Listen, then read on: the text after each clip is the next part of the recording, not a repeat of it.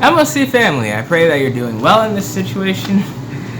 Since the 1950s, our money's been saying, "In God we trust." It's hard to say that that's true anymore. It's hard to say that it was ever true, but it's definitely hard to say that it's true now.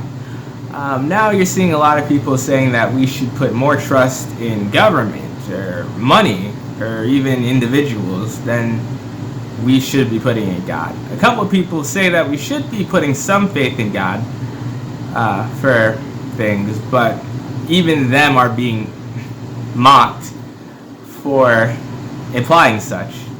The whole situation reminds me of one of my favorite passages in the Bible, Isaiah 44 verses 9 to 2. I encourage you to pause this video and go read it for yourselves so that you have a bit of context into what I'll be talking about over the next few minutes. A bit of context for the passage is probably helpful. This passage happens, this prophecy is being given to the Israelites as they're in exile. The normal that they knew and were used to was not the reality that they were living in. And because of it, or even dating before that, they turned to idolatry. And this is what Isaiah is speaking to. Now, to us modern day readers, a lot of the imagery of this is a bit lost. Because we recognize immediately that worshiping idols made of wood or metal is useless. We recognize that if you're going to heat your house with half a material, you shouldn't be trusting another half of it to save you from anything. If it can't withstand the fire, it can barely withstand the fires that you put it in to do what you need to do. It can't be trusted to save you from much else. At the same time, it's worth recognizing that this isn't as far off from a lot of the things that we're putting our trust in. Take, for example, government. A lot of the government structures that we have are regularly mocked for their ineptitude and inability to do much. And even the plans they do make are mocked ultimately by the people, even good or bad. If Psalm 2 is anything to go by, even God himself laughs at the plans of people in power. At best, we don't like the governments that we do because they do things we don't like, or they don't do things we do like. At worst, it's because they're actually legitimately tyrannical governments. As Haitians and as Americans, we have histories of rising up against governments that were seen as tyrannical by the people they were ruling.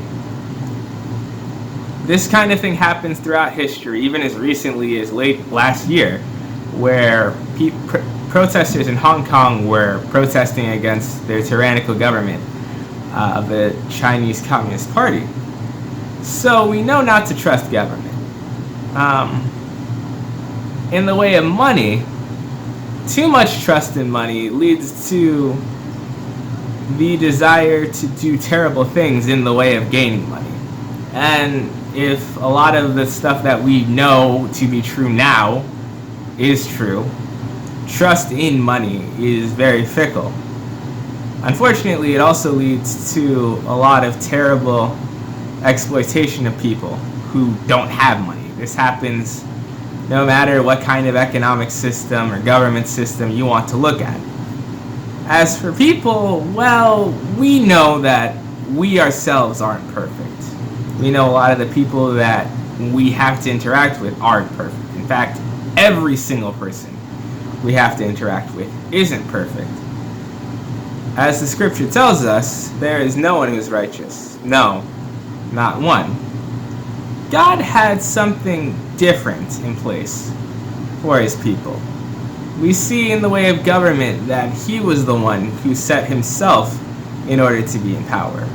That his people were supposed to trust him to lead them through whatever situation they would face themselves in, no matter how terrifying or how much the odds seem to be stacked up against them.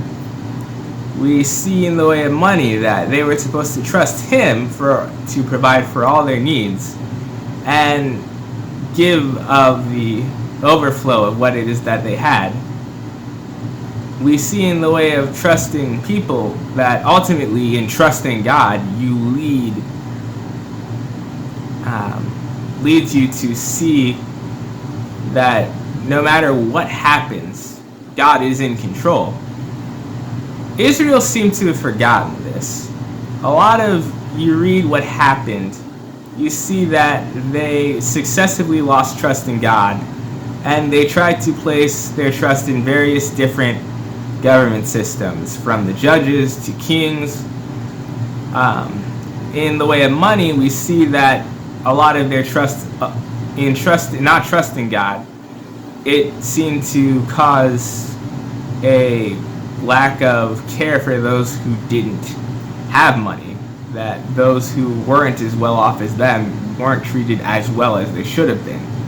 And their trust in God is very much linked to that, if you read the prophets.